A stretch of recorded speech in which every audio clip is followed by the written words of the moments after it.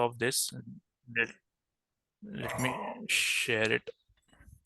So for demand zone, what we see is that now focus on the word demand. Demand means that there are pending orders on this zone.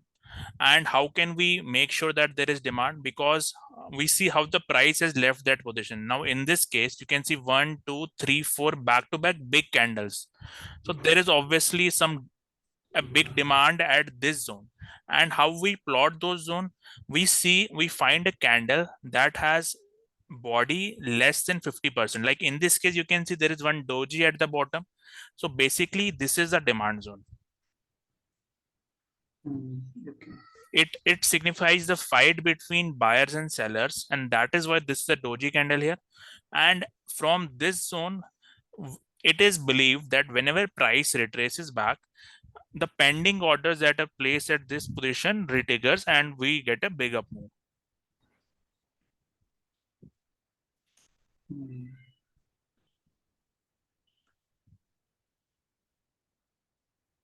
So which stock is which stock are you talking about? And which other stock was it? Karnataka Bank? Kotak Bank. Kotak.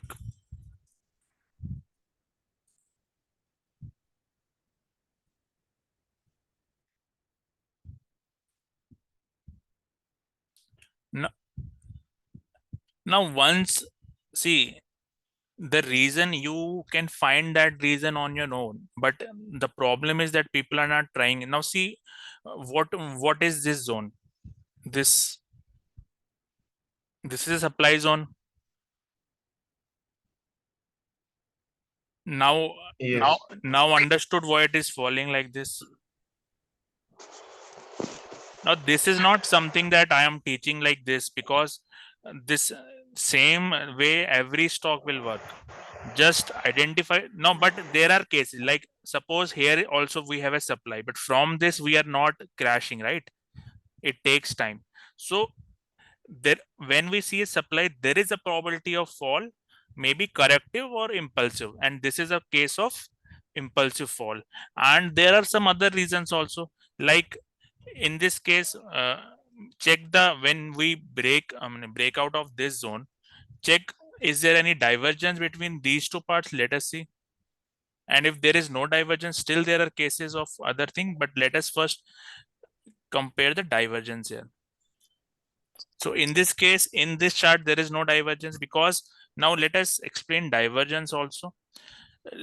Like there are 2 points here, from 2 movement of price, from one from this level, let me mark it. One from this part to this part, there is a movement, right? This is the movement. And second movement is this part to this part. And this part has broken the top of this part. And let us compare this on MACD. On MACD also, this part and this part, you can see this part has broken the top. So this basically, this is nothing but divergence. There is no divergence in it, because momentum is more at this point, and this is at different case. Like there is no divergence, still it has fallen. Now let us check lower time frame of this part. This, because there is no divergence on the weekly time frame, still it has fallen. So let us try it on a daily chart. On a daily chart, you can see now there is definitely a divergence. Now let me explain this in now what are the confluences here? We saw that this has fallen from a supply zone. This is falling from a supply. Let me again mark that supply. So this is a supply, right? All agree to this point. Now after supply, now after this supply also, on a daily time frame,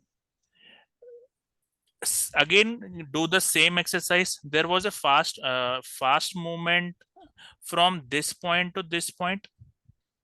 You can see this fast movement, and it gave a retracement. Now second time when it went upside, check the MACD and compare it to this point. Is it breaking this level?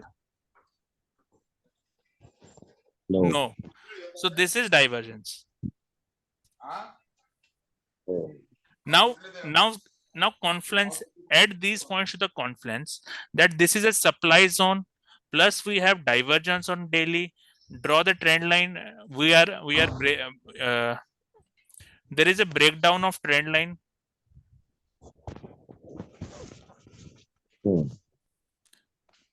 And even if these points became, are less, now draw the supply. Again, do the same exercise. This demand zone is broken by this move. Price exactly reverses back to this supply. Let me go back.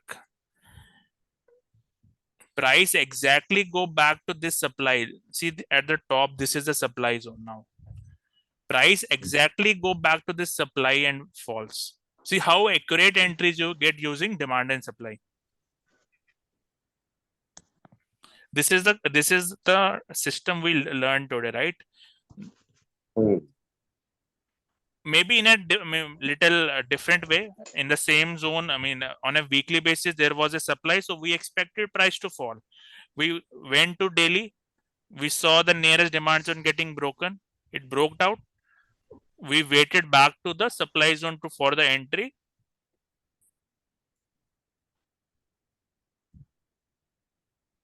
So is this doubt on divergence cleared? And also, sometimes you say that there is no divergence, so the price movement will go against. So something is going up, and there is no divergence, so it will fall. If there is no divergence, see, when there is no divergence, we are hopeful that price will again go up after correction. Achha. Divergence means less momentum. Less momentum. Okay. Now on a weekly basis, see, we have no divergence here, right?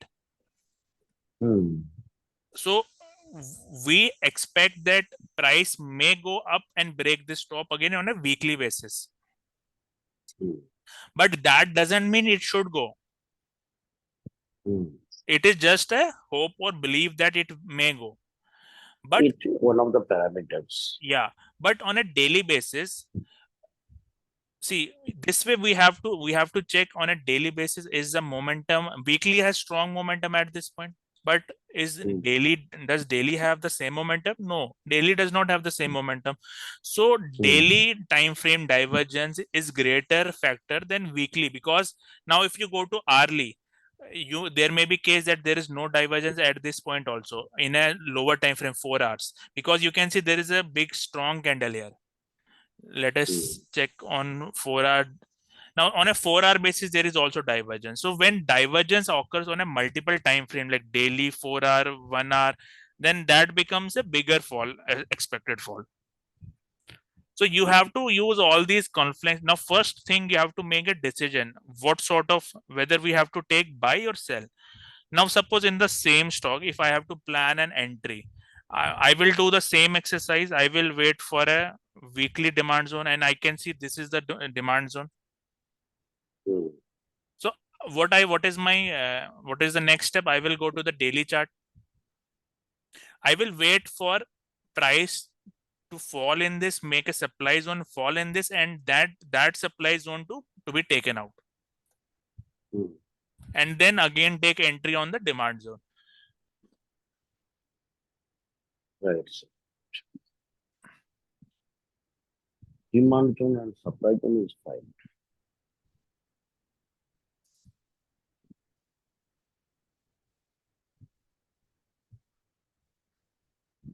It's okay, sir. Thank you.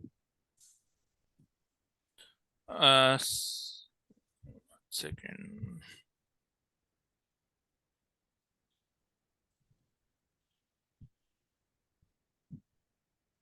See, Hindustan Unilever is not showing much movement. The reason is again, if you are taking entries or not booking profit near supply zone, this is a supply zone. Although this is tested, but see, never it has been broken. And this is a halt. Like this is neither falling, not showing. But let us see on a higher time frame. See, there was a strong momentum in this stock when price was at this level, because comparing to previous peaks, we had less, more momentum at this point, and this had less. So it means we had a hope that it will go up. And from this level also, 1800, it has went up. But now price is going up, but momentum is not catching to this level. Right, right. So that is why you are stuck in a stock where you have picked a stock at the top. So what is the best time to enter any stock? Monthly divergence, weekly divergence. Go to the bottom. Check.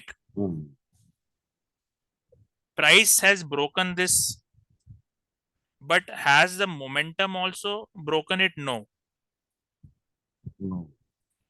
So this is the best time to enter. And check the price 121, all these levels. Will you get these entries again? Now see, same thing. Yeah. Price broke the supply zone here, came back to this demand zone. Now this is how you enter stock. Don't go by names that you are invested in HUL, you are invested in ITC. Don't go by big names. Every stock will fall one day. Every stock. Take the example of IEX. Take the example of IRCTC. I had Right. given. Take the example of Dmart. I had said now when Dmart was in full flow, I had said that this stock will fall. But many people, they started to like said that it will not fall. They were so confident it will not fall. And at that time, I had said that this will fall to this demand zone, and price was at 6,000 or suppose 4,500. In that level, people, those who are entering the stock market, in fresh stage, they don't believe that this can happen because they have only seen that this stock goes up. So now is this prediction also true? Because it now suppose I am a big institute and I decide that this stock will go up and this stock will fall. I only will make this stock up once this price is back in this zone. This from this zone only price gave a movement, and then again price is again falling this zone. Now same is happening with mazdock. Now many people are not believing that this stock will fall. So is that true? Is maybe there are some exception that they always go up, but there are what are the reasons that these stocks go up? Because there is so much growth in these stocks. Mazdock also, you can see from 600 levels has gone to 2000 levels. So what is the reason? Check the profit of this company there, that is growing and again. But does is this stock not following demand and supply? See, this is a demand zone. This price went to into this and then is going up. Now will it go keep on going like this? There is the nearest demand zone is around this level. So maybe now, maybe 1 year after, 2 year after, this demand zone, either this demand zone will be tested, or what there is a different other scenario also, like it will make a fresh demand zone and then go. Now many people don't believe that this price will come. If this price will not come, there will be a fresh demand zone from which will be formed. So this is as simple as that. Because unless and until, what is the demand zone, meaning of demand zone? That price has flown from this level and to there are pending orders, and that once that pending order gets executed, only then price will go up. So for the pending orders, either price has to reach here or it will make a fresh demand zone. Some intermediate zone. Every stock you can do this all these things you have to do as a homework, like ambuja cement. Let us take the example of Adani ports. There was this news of Heidenberg, right? And it was almost crashing, but it also respected demand and supply. But which demand it will respect, no one knows, because there are multiple. Like in this case, we also got entry here. This is the ambuja crash, right? 593 to 300 levels. So has it worked? Yes, it has worked. But in between, there were other zones. Those zones got broken. But that's why when a price is falling from 600 to 300, 50% fall, we have to wait for confirmation on the lower time frame. And let us see on a daily chart. So have we got the entry back in the demand zone here? How much is the stop loss? See how much is the stop loss here? 20 points. And it is back to 483. And you can calculate the risk reward. Supply zone, this was a supply zone.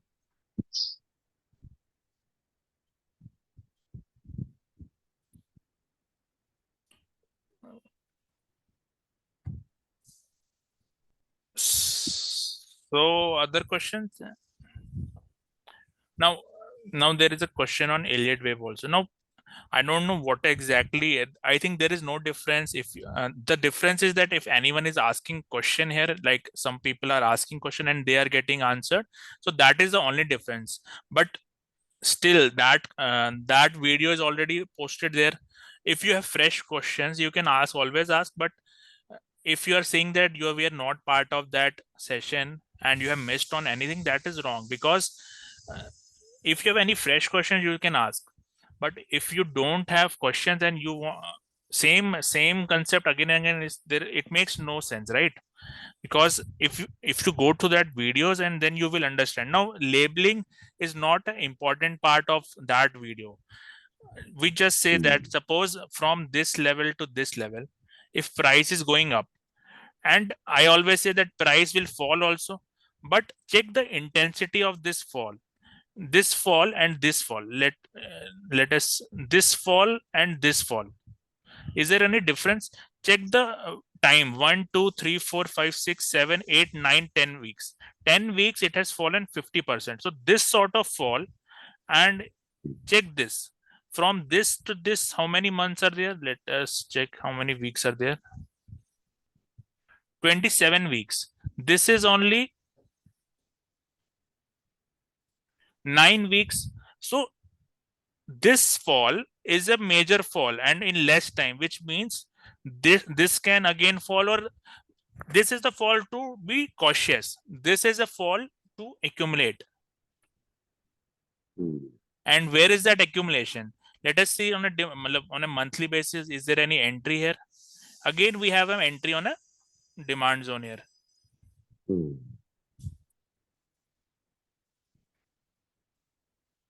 Now you can again do this exercise of this, but major crux is that demand and supply has to. But now where demand and supply fails, like this is also a demand zone, right? And people become so confident that they enter blindly here at the top 330, that this is a monthly demand zone, and it went up to 275, and news during this will be very negative. Every day there will be a crash like situation. So that is why the psychology prevents people to take entry and be whatever right decision is, that you have to risk management is should be followed, and always take entry how much you can digest. You cannot suppose your capital is 1 lakh, 2 lakh, 5 lakh, and you are taking on leverage, you are taking positions and then expecting to give quick movement, because then you have to mastering the entry and on short term basis. This alone will not help you. So there are thousands of analysis for short term trading. We have to apply that.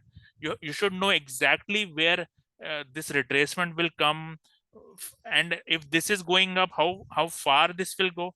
Now let me show you one example. Let us calculate this up move.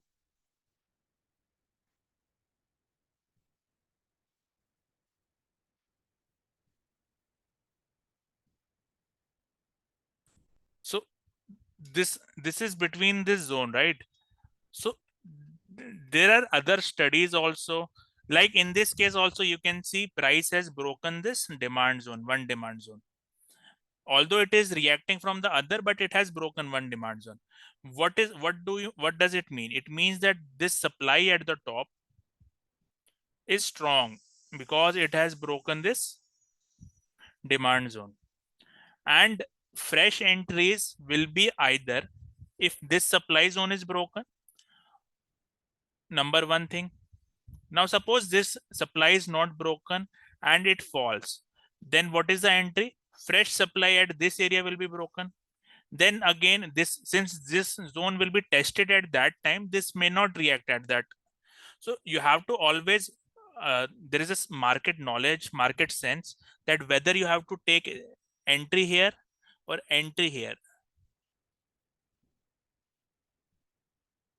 Because when ambuja, these stocks were going up, people thought of these stocks also that they will not fall. So when you educate yourself, you take enough examples. Take the example of IX, Tident. We had given sell on IX when stock was at 180, 190 levels. People cannot believe that it will fall because this business, there is no alternative. That business is best, and all those things in the news. But if you understand stock market cycle, that why stock falls, why it gains, there is no relation with results and all those news. Because ultimately this is suppose I have millions of rupees, right? And I want the stock at top. No force can bring the stock down. No bad result, because ultimately price goes up because someone is buying, and I have the all the money. I will take it to the top. You cannot stop me. The bad results cannot stop me. So we have to see what they are doing, and how can we make sure what they are doing. We can see this demand zone, this is made by an institute. So when price comes back, we will buy. This is a supply made by a strong entity. If we get prices here, either book small profit, some profit, see how price reacts from here. If is it breaking some demand zone here, is it crossing the supply. So all those things you have to take.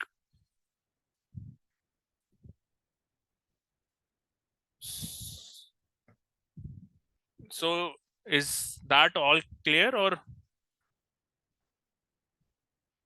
Yes, sir. Thank you very much, sir. Thank you. Yeah, so I think that is enough for today.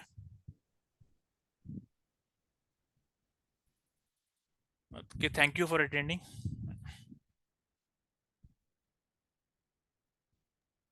Thank you, sir. Thank you, sir. Yeah. Bye.